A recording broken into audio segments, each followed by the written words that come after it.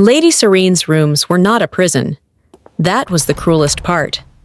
The furniture was still hers. Carved rosewood, silk cushions, the small portrait of a young Malachi on the mantle that she had carried from palace to palace for 30 years. The fire was kept. The meals were brought. The guards at the door were polite in the practiced way of men who understood that the woman they were containing had once commanded everyone in this building. She sat at her writing desk, with her hands folded and her back straight, and her expression exactly what it had always been, composed, warm at the edges, the face of a woman who had never done a single thing she regretted. She had been sitting like that for 9 days. On the 10th day, the door opened. She expected Malachi. She had been preparing for Malachi.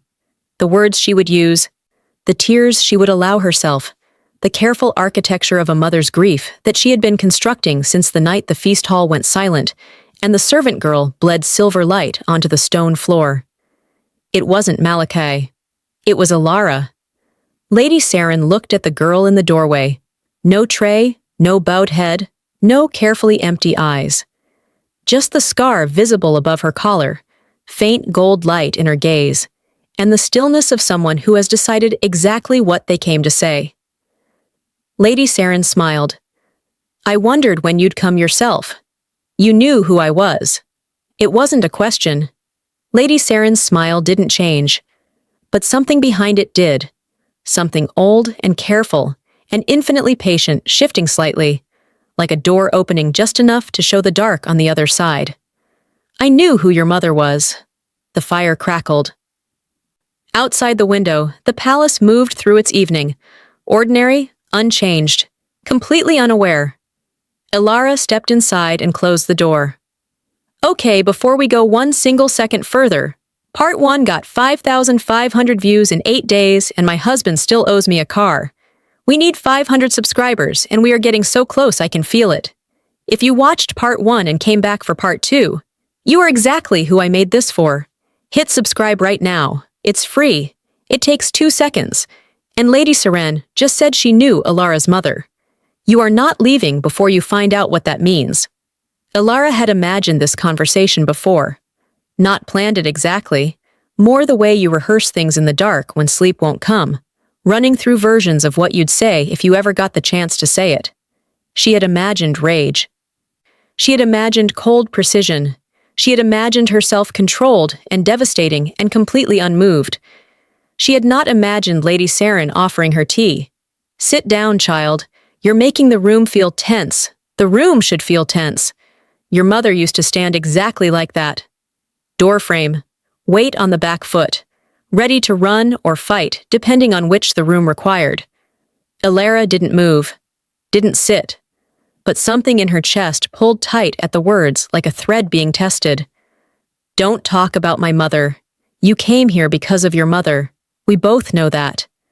That was the thing about Lady Sarin that the letters hadn't captured. The way she spoke. Not cruel, not cold.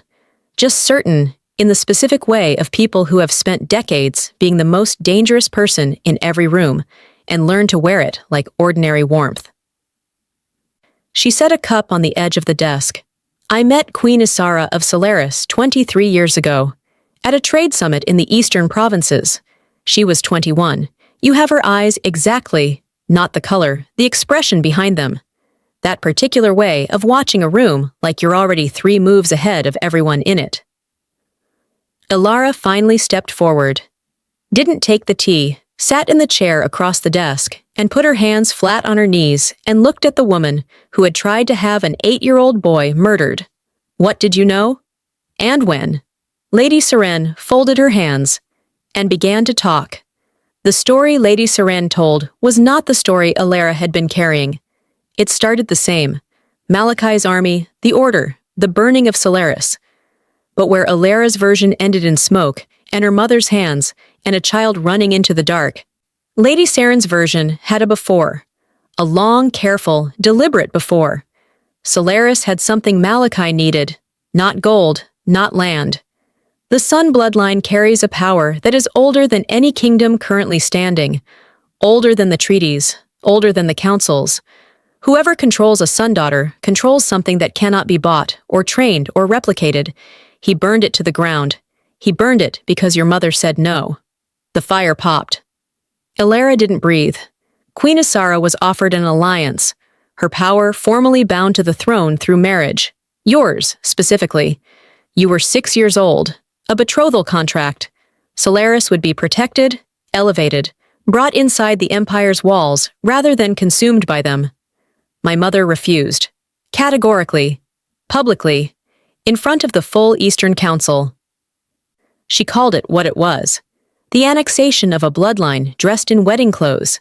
She was not wrong. Something moved through Elara that she didn't have a name for. Pride and grief arriving at the same time, using the same door. I advised him not to burn it. I want that on the record between us. Not for moral reasons. I won't insult you with that. For practical ones. You cannot control what you have destroyed. You can only create enemies from the ash. She looked at Elara steadily. As it turns out, I was correct.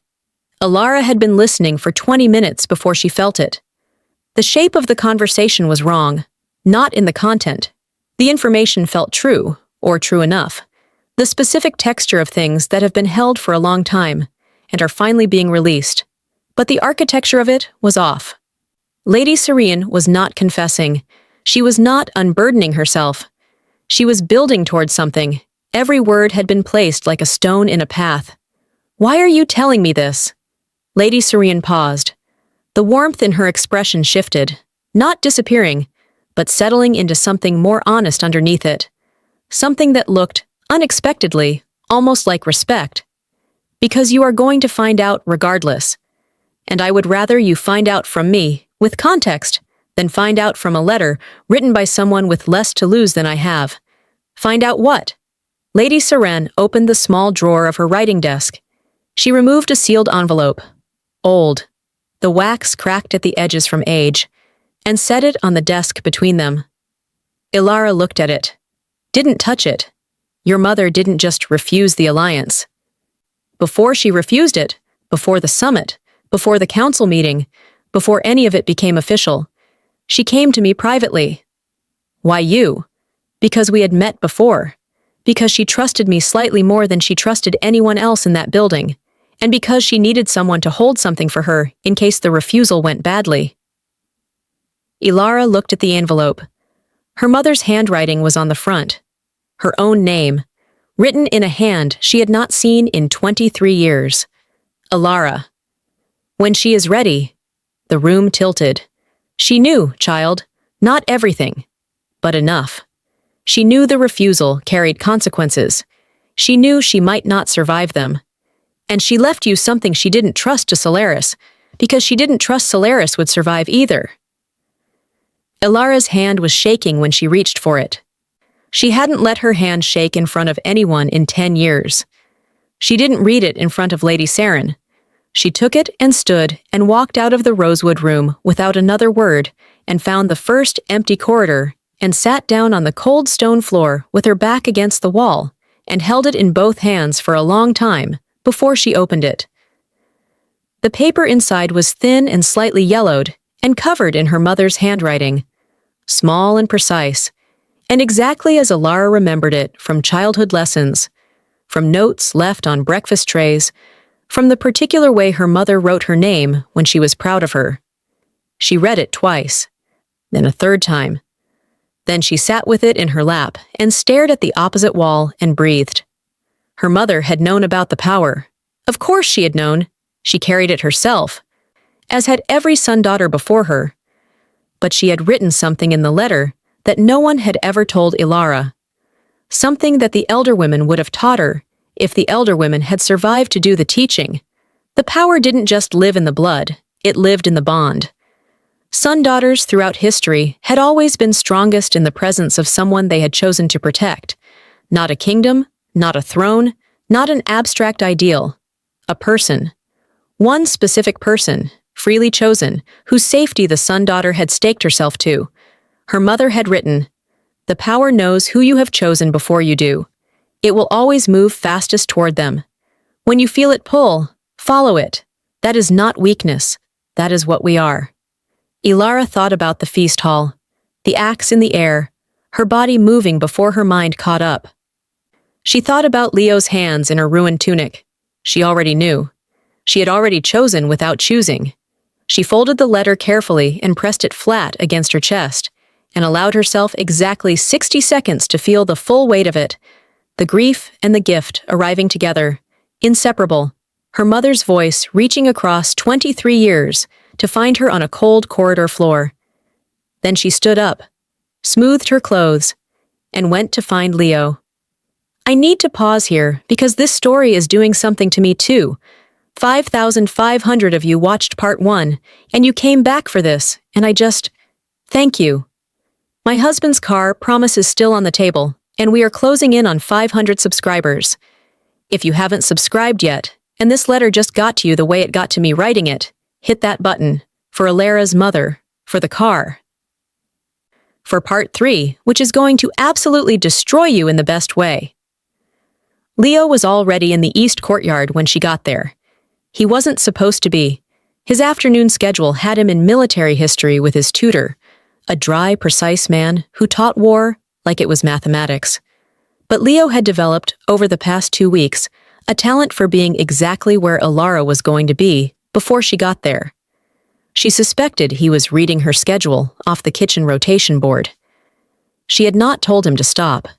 He was sitting on the low stone wall with a Solaris text open on his knees, one of the books from the stack he'd brought her, the one with the sun symbol worn almost smooth on the spine. And he looked up when she came through the arch with the expression of someone trying to look like they hadn't been waiting. You went to see her. It wasn't a question. News moved through palace walls the way sound did, faster than it should, through gaps no one thought to seal. Yes. Are you all right? She looked at him, 8 years old, asking her that, with the direct, undefended sincerity that children deploy before the world teaches them to be cautious with care. I will be. She sat beside him on the wall and looked at the page he had open. A diagram of the sunbond, as the old text described it. Stylized, incomplete, drawn by someone who understood the theory but had never felt the thing itself. That drawing is wrong. I knew something was off. What's wrong with it? So she told him. She told him about the bond and what it actually felt like. Warmth before heat. A pull in the chest rather than the hands. The way it moved fastest toward the person you'd chosen without announcing the choice. She told him about the power in the blood and the history of Solaris and the elder women who had carried this knowledge through generations in an unbroken line until one order from one king had broken it. Leo listened the way he read, completely, hungrily, with the occasional sharp question that told her he was always 3 pages ahead in his thinking. It was the first time she had taught anyone anything. It felt, unexpectedly, like something being returned to her. Malachi saw them from the upper corridor window. He hadn't been looking for them. He'd been crossing between the war room and the council chamber, head full of logistics and the ongoing unraveling of everything Varric had built inside his administration. He glanced down at the east courtyard out of habit, the way you scan familiar ground, and stopped. Elara was sitting on the low wall with Leo pressed close beside her, both of them bent over a book, her finger tracing something on the page, while Leo listened with an expression Malachi had never once managed to put on his son's face. Complete and total trust. He stood at the window longer than he meant to. There was something about the way she sat with the boy. Not performing patience, not managing him the way tutors manage students, just present. Genuinely, entirely present in the way that some people simply were, and others spent whole lifetimes trying to manufacture. His first wife had not been like that. She had been fond of Leo in the distant way of people for whom children were an obligation rather than a person. Malachi had told himself it was enough. He was only now understanding what enough had cost his son. He turned from the window before either of them looked up. He told himself he had a meeting to get to. He stood in the corridor for another 30 seconds before he moved. Nobody saw this version of Lady Sarin coming. 3 days after the Rosewood room, Lady Sarin asked to see Malachi. He went because he was still trying to be the kind of king who faced things rather than delegated them, and because she was his mother, and because some part of him still didn't fully know what to do with that. The conversation he expected. Tears, justification, the careful architecture of maternal grief he had seen her deploy his entire life. The conversation he got. I want to make a formal statement, written, witnessed, sealed. Full account of the coup, my involvement, my correspondence with Varric, the funding, the plan for Kale. Everything. Malachi went very still. Why? Because the girl deserves a clean house to work with. And because... She stopped. Something crossed her face. Not the controlled warmth, not the calculation underneath it. Something older than both. Something that looked, for the first time in Malachi's memory, like his mother without the performance. Because Isara of Solaris trusted me with something precious, and I held it for 23 years, and I just gave it back. And I find that I would like, before whatever comes next, to have done at least one thing in this business that Isara would not have been ashamed of. The silence was long and strange. You knew the Queen of Solaris. I knew her. Briefly, well enough. And you still advised me to... Yes, I did.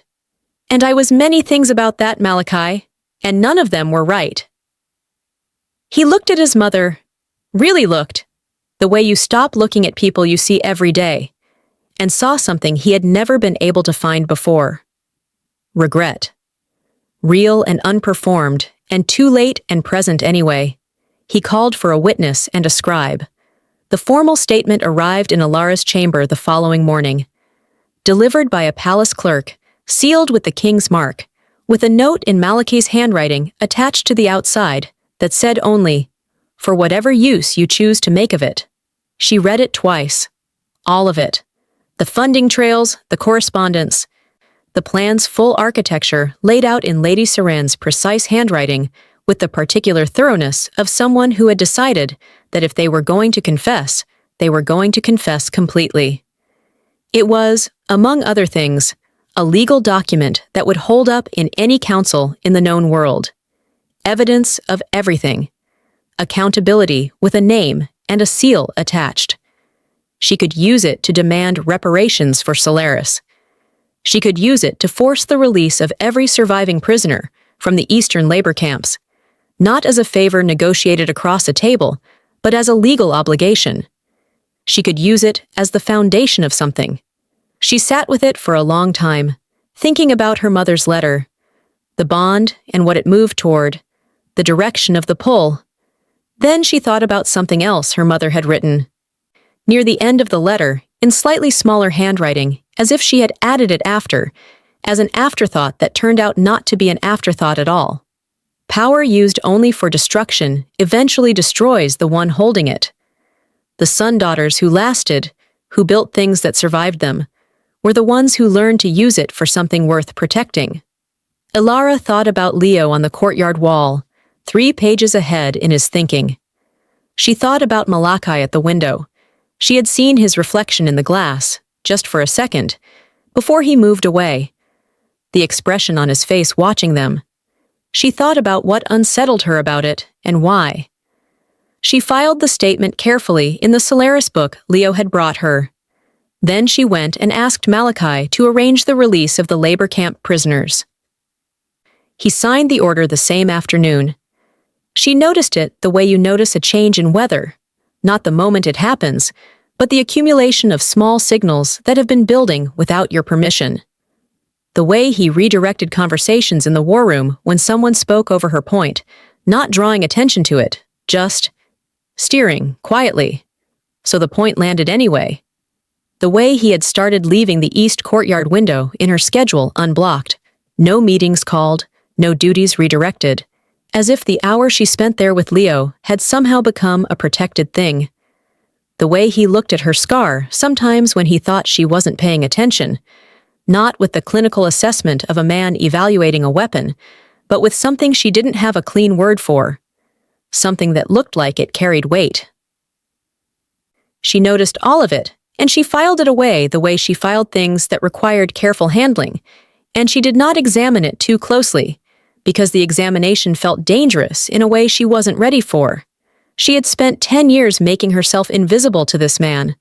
The fact that she no longer wanted to was its own complicated problem. Leo noticed too, of course he did, and had the wisdom, unusual in an 8-year-old, to say absolutely nothing about it and simply watch with those careful green eyes that missed nothing and stored everything. She was going to have to talk to him about that eventually. Not yet. Okay, we are deep in it now, and I need you to do something for me. Screenshot this video and send it to one person, one friend, one family member, anyone, and just say, "Watch this." That's it. That one share could be the thing that gets us to 500 subscribers and gets me that car. My husband is watching the numbers. We are so close. Share it, subscribe if you haven't, and stay for the end of this part because what is coming in the next 3 chapters is going to leave you absolutely losing your mind. The intercepted letter arrived on a Thursday. Malachi's scout, the young one he'd sent to Thornwall Province, on Elara's advice, quiet and unannounced, just to listen, had been in position for 11 days when Cale sat down to write to his mother. He hadn't sent it. That was the first thing Elara noticed when she read it. The letter had been drafted and then set aside, found in the scout's careful inventory of the boy's visible habits. Not sent, just written, the way people write things they need to say and then decide they can't. It was not what she expected from someone potentially dangerous. It was the letter of a 17-year-old who was frightened and grieving, and deeply, completely alone. He wrote about finding out what his mother had done, not from Malachi's people, but from servants in the garrison who talked. He wrote about sitting with it for 3 days without sleeping. He wrote, "I didn't know. I want that said somewhere, even if you're the only one who reads it. I didn't know what you were building, and I don't know what I'm supposed to do with what I know now." He wrote near the end, "I don't want the throne. I want to say that clearly in case it matters to anyone. I never wanted it. I just wanted, I don't know, something that was mine. I don't think that's what you were offering me." Elara set the letter down. Thought about a 9-year-old girl running into the dark with her mother's words pressed into her chest like a wound. The specific loneliness of being positioned as a piece in someone else's game. She handed the letter to Malachi. Send someone he can actually talk to, not a scout. Someone his age. And tell them to lead with the truth, that nobody here thinks he planned it. Malachi looked at her for a moment. "You're sure? I recognize that letter." He didn't ask her to explain. He understood. The power had been surfacing in stranger ways. Not violent. Nothing like the feast hall. Nothing that cracked floors or shattered weapons. Smaller than that, more specific. A warmth that gathered in her palms when she was working through a problem and suddenly saw the answer. Silver threading through her eyes at dusk, which Leo had taken to documenting in a small notebook with the focused dedication of a junior scholar. And the pull. She felt it most clearly in the East Courtyard with Leo, and in the war room when she was working through the labor camp logistics. The bond her mother had described, the power moving toward what she had chosen, quiet and constant, and increasingly impossible to pretend she didn't feel. She had begun, cautiously, to practice with it. Not the lightning. That was still unpredictable, still connected to adrenaline and threat in ways she hadn't learned to separate. But the warmth she could direct. She could hold a candle flame steady in a wind. She could find a specific door in an unfamiliar part of the palace by following the pull toward Leo through 3 floors of stone corridors. That one had startled her. She had stood outside his door in the dark and thought about her mother's words and felt, for the first time, not afraid of the power, but simply in it. Part of it. The way you settle into something you've been resisting and find it fits better than the resistance did. Leo opened the door before she knocked. "I felt you coming." She stared at him. "It's warm. Like standing near a fire, but from the inside." She thought about the bond, about what her mother had written, about the power knowing who you'd chosen before you did. She thought about what it meant that an 8-year-old boy could feel it. Leo, has this happened before? He thought about it with the seriousness he brought to everything. Since the feast hall, the night you got hurt. I woke up and I just knew where you were. Every time. The candle between them burned very still. She had been careful. That was the thing she would come back to afterward, in the strange, suspended clarity that follows violence. She had been careful. Different routes each evening, no fixed schedule.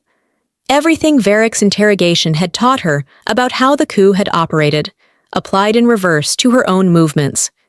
She had been careful, and it almost wasn't enough. The corridor outside her chamber was empty when she returned from the war room. She knew it was empty. She had looked, the habit of 10 years still sharp and automatic. Stone floor, torch on the wall, the particular silence of a late palace night. She was 3 steps from her door when the pull hit her like a hand flat on her chest. Not toward Leo, away from the door. She moved sideways without thinking, the same instinct that had crossed a feast hall faster than sound, and the blade that had been aimed at the back of her neck carved the air where she had been standing and struck sparks off the stone wall. The figure came fast. Trained. Not a desperate guardsman this time. Something more deliberate, more professional. Black clothing, no insignia. The specific efficiency of someone paid rather than recruited. Elara's power came up like a tide. Gold lightning cracked across the corridor ceiling. The torch flared white. The figure stumbled back from the light, and she had 1 second, 1 clear second, to see the face before it turned and ran. Young, 17 at most. Eyes she didn't recognize. A scar on the left jaw she had seen once before. In a scout's inventory description of a boy in Thornwall Province who drafted letters he didn't send. She stood in the crackling light of her own power, with her hand pressed against the wall, and her heart hammering, and the corridor empty again, and thought about what it meant. Cale hadn't been waiting to be found. He had already sent someone ahead, and whoever that someone worked for, it wasn't Lady Sarin, confined in her rosewood room. There was a third player, and they had just shown her their hand. Fade to black. End of part 2. What's coming in part 3? Who is the third player? Who sent someone Cale's age to finish what the coup started? And what does it mean that Elara's power moved to protect her, before she even knew the threat was there? The Mercury crown continues. And nothing from here is simple. If part 2 just ended, and you are currently staring at your screen, good. That's exactly where we want you. Part 3 is coming. Subscribe so you don't miss it. And if you want that car to happen faster, share this video with someone who loves a good story. We're building something here. Don't miss the next chapter.